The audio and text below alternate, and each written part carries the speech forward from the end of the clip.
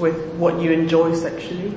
No, I think obviously, I mean, I wouldn't go into, if I was doing a wellbeing assessment, for example, or working with a service user, I wouldn't go into what I do personally.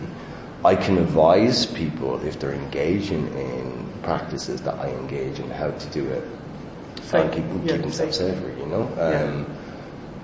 That's, you know, actually really practical harm reduction advice.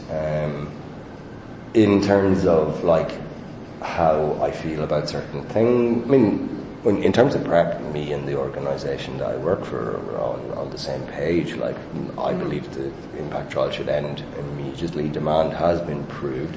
People are seroconverting while on a waiting list for highly effective HIV medication. It's absolutely ridiculous. It's scandalous, actually. The trial's a shambles. It was set up to fail. It needs to end immediately. You need to provide this fucking amazing drug as standard on the NHS. So there's no kind of conflict of interest between what I feel as a PrEP user, what I feel as an activist, an artist, and how the LGBT stands on, which I think the LGBT have been kind of Foundation have quite forthright with their stance on PrEP, quite like even ahead of like perhaps during a few occasions. So we would depart in kind of chemsex, but there is a kind of like this acknowledgement that, you know, anything that I do around chemsex is not personal. It's personal. It's my art. It's my creativity. It's my political viewpoints and provocations. If I'm not wearing LGBT Foundation branding or hat, there shouldn't be a problem. Like, I mean, I'm presenting a paper in a few weeks on So it's fine in that sense. I mean, when I talk about chemsex in terms of the well-being assessments that I do, it's like I'll talk about, like, I always say, listen, not everybody who engages in chemsex by default has a problem, but like there are a lot of people who experience psychosis and you know, issues around consent. That does exist. Like, I'm always say that, you know, the caveat that, you know, if it's debilitating to somebody's daily life, and I believe I'm right in that it is a subculture. It's not. Mainstream thing. In terms of PrEP, I'm just a complete advocate for PrEP. Conversation is not going. And then moving on to another theme, kind of with PrEP and sexual practices, their relationship. Can you tell me more about your sexual practices before taking PrEP? Right. I mean, contrary to most research findings around PrEP, which would say that it doesn't actually make or influence men to be more promiscuous, that's a term I hate as well. I mean, it has in my regard. But certainly the amount of sex, the amount I engaged in chemsex increased when I was because I lost a lot of inhibitions and lots of fears and stigma and self-stigmatization. Well, before you were taking PrEP, how would you talk about your sexual before taking PrEP? I was still kind of like, I'm going to ignore years where I'm going to talk from the point of when I came out as gay, because the years when it was like bi, my sexual interactions were different. So I'm going to ignore that period for a while. I mean, though it informs who I am. I would say, like, you know, from I came out as gay, intimacy with men was very important to me, and with as many men as possible. At that stage, I wasn't really engaged in chemsex. I did do drugs and have sex, but it wasn't really chemsex per se. But I still had a high frequency of, like, you know, when I was on Grindr, I would, like, you know, I'd go on lots of dates and meet, like, go lots and lots of whole groups. So in frequency, it would be above average for most people. Since PrEP has come into life, it's significantly above average. Like, we're talking probably about 200-300 men last year. So that's pretty high, and this year it hasn't started in a different flavour. So you know, some people would think, oh, that's really, like, you know, immoral and disgusting, and that's, they want to have that position, but they have no right to tell you to stop. Exactly, not at all.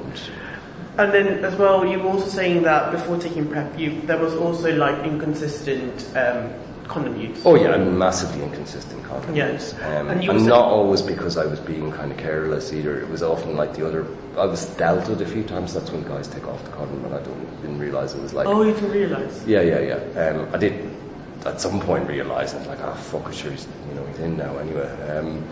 Whatever damage is probably done.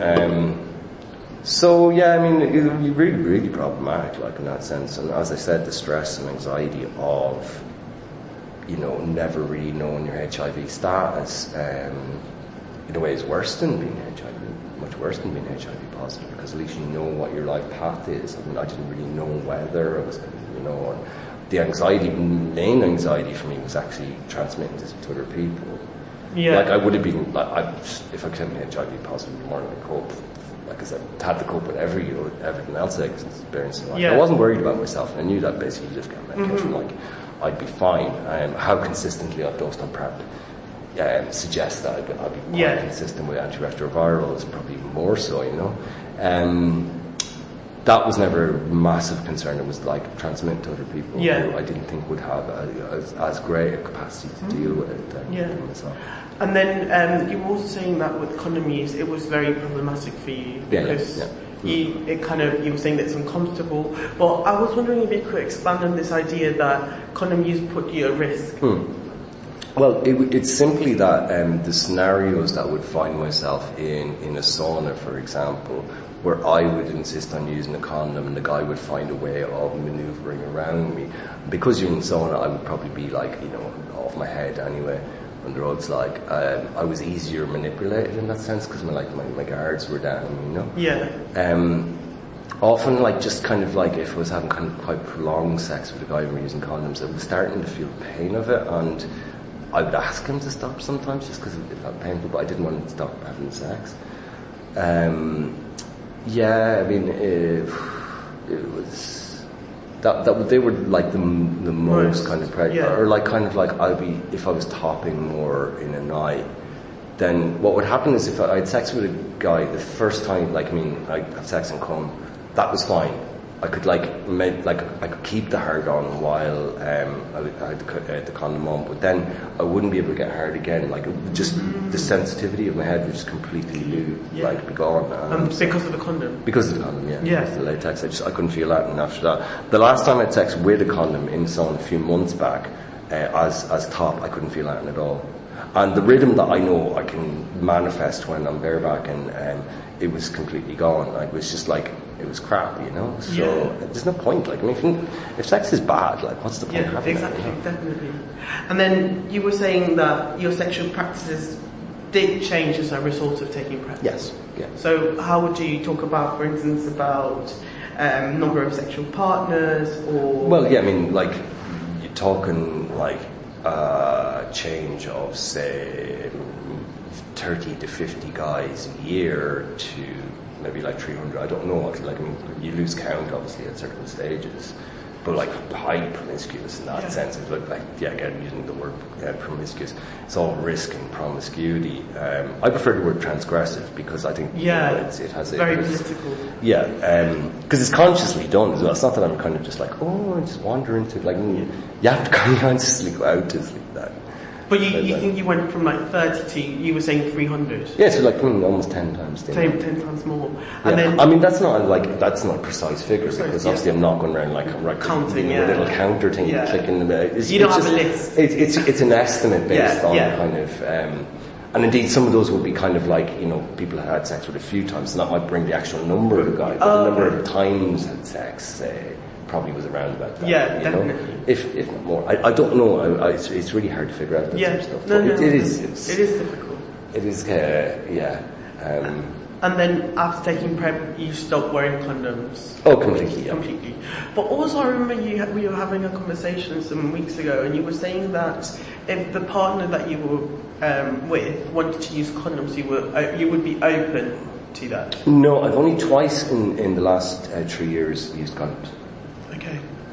Once bottoming and once topping. The topping I just described a moment ago has been deeply unsatisfying. It wasn't so bad when it was bottoming, but there was a little bit of irritation about an hour or two later. Yeah. Which went away, but What generally, if I have an encounter with a guy in Sun, for example, Sun's probably the best example, and he wants to use, he's really